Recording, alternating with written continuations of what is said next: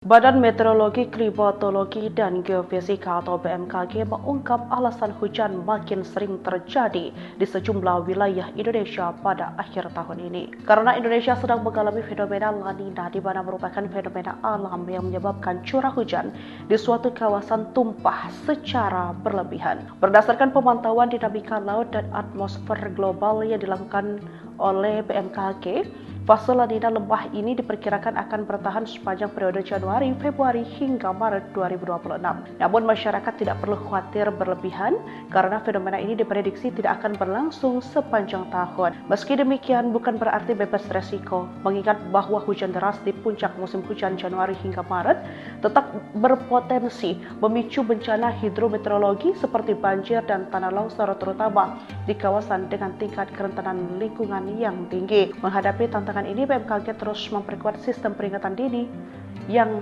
dampak tujuannya agar informasi yang sampai ke masyarakat.